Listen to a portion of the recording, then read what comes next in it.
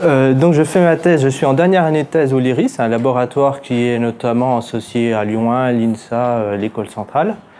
Et je travaille sur la modélisation d'émotions en intelligence artificielle. Et l'intelligence artificielle, en ce moment, on en entend beaucoup parler dans les médias. Pourquoi? Parce que de plus en plus de systèmes sont pour le grand public, que ce soit des traducteurs automatiques, la recherche sur Google, le tag automatique sur Facebook. Mais le côté pervers de ça, c'est que les médias déforment beaucoup la vision de l'intelligence artificielle, ou tout du moins ce qu'on peut faire avec l'intelligence artificielle. Ici, je vous ai mis quelques coupures de presse de ces dernières années, alors qui sont un peu alarmistes sur l'intelligence artificielle. On a l'impression que d'ici quelques années, l'intelligence artificielle va dépasser l'homme, va détruire l'humanité et qu'on sera tous réduits à être des esclaves des machines. Donc ça, c'est la vision plutôt de la presse généraliste. Alors, il ne faut pas trop leur en vouloir, c'est parce qu'ils utilisent souvent des propos recueillis auprès de gens comme Stephen Hawking ou Bill Gates. Sauf que ces propos sont un peu déformés à la traduction, sortis de leur contexte, puisque ça fait le buzz et c'est très bien. Il y a aussi des industriels qui utilisent l'intelligence artificielle comme pour du marketing, pour des appels à utiliser leurs produits. Google sait très bien le faire, bien que leurs outils soient très bien, mais ils utilisent aussi l'intelligence artificielle pour du marketing. Alors, la présentation d'aujourd'hui, j'aimerais bien un peu rendre l'intelligence artificielle moins craintive, enfin qu'on ait moins peur de l'intelligence artificielle. Je vais vous montrer quelques définitions. Il n'y a pas de consensus sur ce qu'est l'intelligence artificielle, tout simplement parce que déjà, il n'y a pas de consensus sur ce qu'est l'intelligence. Alors, l'intelligence artificielle, ici, j'ai mis deux définitions, mais il y en existe vraiment plus d'une dizaine qu'on trouve très facilement sur Internet ou dans des publications scientifiques. Par exemple, la première, c'est une science dont le but est de faire par des machines des tâches que l'homme accomplit en utilisant son intelligence, ou alors c'est la modélisation des processus cognitifs tels que la décision, la résolution de problèmes, l'apprentissage ou autre. L'intelligence artificielle, donc, c'est une spécialité de l'informatique qui est née autour de 1956, donc c'est assez âgé. On commence seulement maintenant à en entendre parler dans les médias génériques. Et très tôt, en intelligence artificielle, on s'est demandé quelle est la place de l'émotion dans l'intelligence artificielle, notamment à quoi pouvait servir l'émotion chez les humains et en quoi ce serait intéressant de la modéliser pour l'intelligence artificielle. Marvin Minsky, qui est un des chercheurs fondateurs de l'IA, donc en 1956, a été le premier à parler de l'émotion. Il a dit la chose suivante: la question n'est pas de savoir si les machines peuvent avoir des émotions, mais plutôt de savoir si elles peuvent être intelligentes sans émotion. Sauf que ça, c'était en 1956, mais il a fallu attendre 1995 pour voir des premiers travaux d'intelligence artificielle avec des émotions. Avant, il y a eu beaucoup de travaux de fait, et c'est un domaine qu'on appelle, enfin une thématique de recherche qu'on appelle l'affective computing, donc l'informatique affective, qui est un domaine de l'intelligence artificielle, et donc qui s'attelle à étudier et développer des systèmes capables de percevoir, de reconnaître, d'interpréter, de traiter tout ce qui a trait à l'affectif. Donc la peur, la joie, ça peut être la personnalité aussi. Alors, en informatique, et particulièrement en intelligence artificielle, on utilise l'émotion pour deux choses. La première, c'est avoir des réactions adaptées à des situations, avoir des personnages qui ont des réactions adaptées à la situation et communiquer ses intentions. Alors là, je vous ai mis une vidéo sur le jeu Les Sims, où justement, la femme ici qui est enceinte et qui a très mal au ventre, communique ses intentions, ou son état aussi. Elle fait comprendre au monsieur à côté qu'elle n'est pas très bien. Lui n'a pas particulièrement une réaction adaptée à la situation. Il s'en fout un peu. Et voilà, donc c'était pour montrer ici des personnages dirigés par des intelligences artificielles où justement les personnages n'ont pas forcément des réactions adaptées à la situation. Enfin, surtout le mec, parce qu'elle communique très bien son état, mais lui, bon, s'en contrefout un peu. Donc ce sont vraiment les deux fonctions qui vont nous servir en intelligence artificielle. Pour un robot, par exemple, je ne veux pas, sinon vous allez regarder la vidéo. Pour un robot, par exemple, ce qui serait intéressant, son état, c'est par exemple l'état de sa batterie. on peut très bien imaginer que le robot soit capable d'exprimer des émotions de tristesse et sa batterie est presque vide. Et à ce moment-là, lui prendrait la décision d'aller automatiquement se recharger. Alors ça se veut déjà avec les robots Roomba, les robots aspirateurs. Dès que la batterie est un peu faible, ils sont capables de se recharger tout seuls. Mais on ne peut pas dire qu'il y a vraiment des émotions, mais c'est une application possible des émotions. Contrairement aux humains, une machine n'est pas vivante. Elle n'a pas de cellules, elle n'a pas d'hormones, elle n'a pas tout ce que vous voulez tout ce qui est spécifique aux vivants.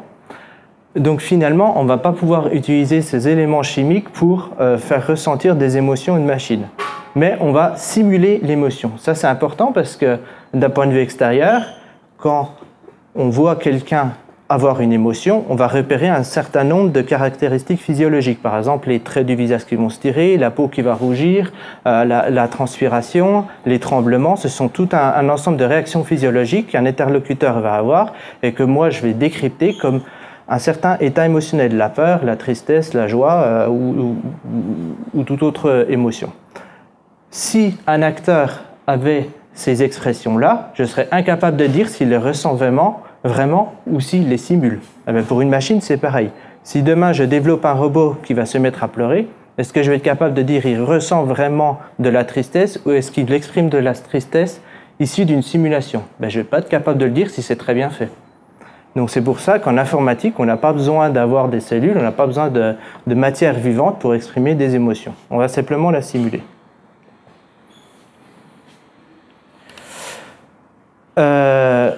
Ici, je vous ai mis des exemples d'applications d'utilisation de l'émotion en intelligence artificielle, puisqu'on a plusieurs façons d'utiliser l'émotion. Une des applications, c'est la perception et la reconnaissance des émotions.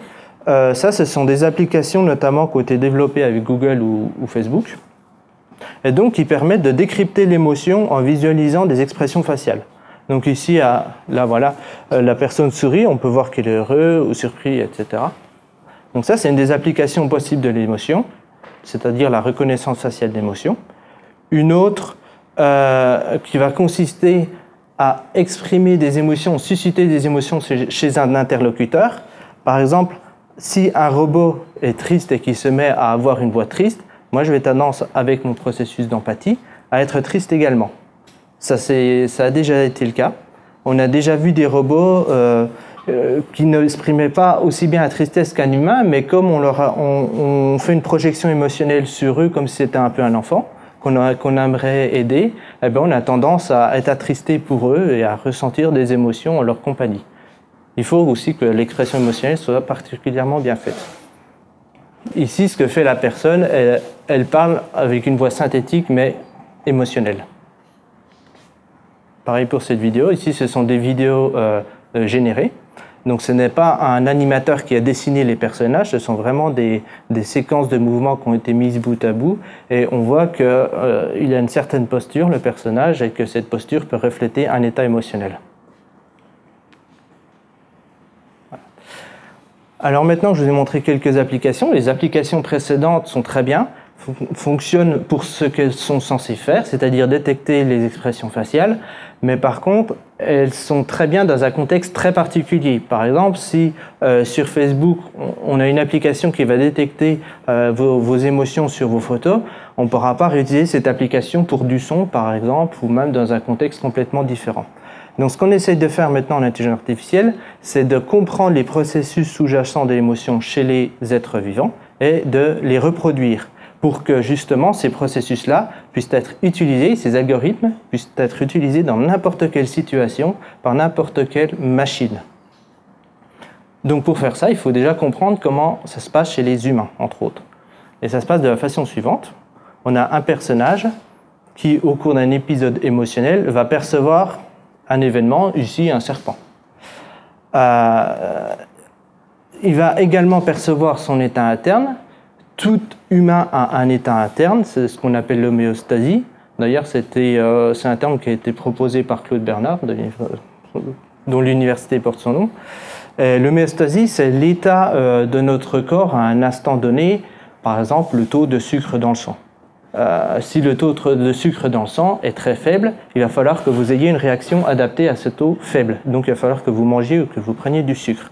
Et bien, ça, c'est également perçu par votre organisme et ça peut déclencher des émotions. Donc on a des perceptions externes, donc le serpent, ou des perceptions internes, mon taux de sucre dans le sang. Une fois que j'ai mes perceptions, mon cerveau va analyser ce que j'aurais perçu. Donc on dit qu'on fait une évaluation de mes perceptions. Et ensuite, je vais avoir tout un ensemble de réactions dans le corps. Des réactions physiologiques, des réactions plutôt motivationnelles. Donc c'est par exemple à la vue du serpent, je vais peut-être avoir le cœur qui s'accélère. Je vais avoir envie soit de l'attaquer si je suis assez confiant, soit de me barrer en courant. Et ces réactions vont être perçues en retour par le système nerveux, donc par le cerveau, et être interprétées également pour finalement avoir une verbalisation du sentiment, c'est-à-dire une prise de conscience de mon nouvel état, et donc je peux à ce moment-là être capable de dire j'ai peur, je suis effrayé, je suis content, tout autre. Donc c'est vraiment à la fin qu'on est capable de vraiment prendre conscience de notre nouvel état émotionnel et d'attribuer une émotion à notre état. Et dans mes travaux de recherche, je m'intéresse particulièrement à l'évaluation des stimuli, c'est-à-dire aux deux, ce qui se passe dans le cerveau quand je fais la perception soit d'un serpent, soit de mon manque de taux de sucre, ou pour un robot, une batterie très faible, tout ce qu'on veut. Pour cela, je crée des algorithmes et des fonctions mathématiques qui vont fonctionner un peu de la façon suivante.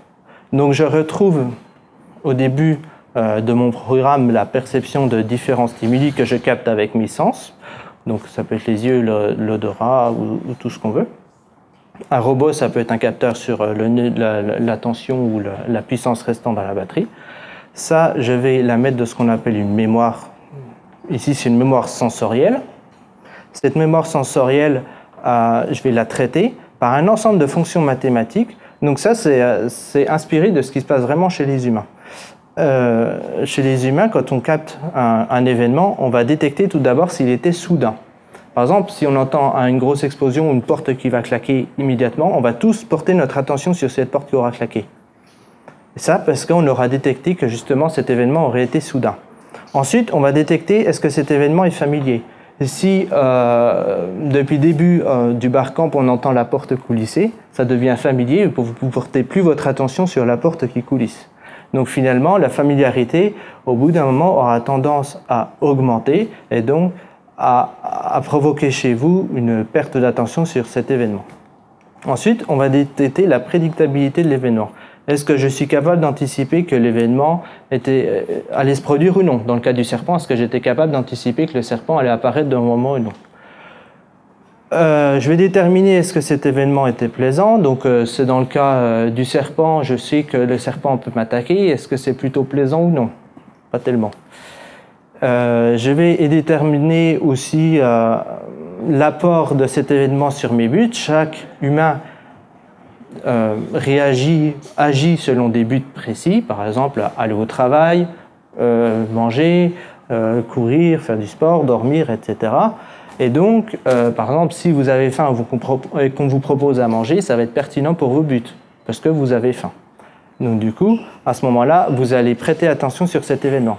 Et finalement, il y a 16 comme ça fonctions à proposer. Et avec ces 16 fonctions, on est capable, après, avec un autre algorithme, de détecter dans quel état émotionnel on se trouve. Donc ce sont des travaux de recherche issus de psychologie ou de neurologie qui ont déterminé, avec le résultat de ces 16 fonctions, dans quel état émotionnel je me trouve, joyeux, triste, etc. Et à partir de là, on est capable justement d'exprimer des émotions en intelligence artificielle. Je vous remercie.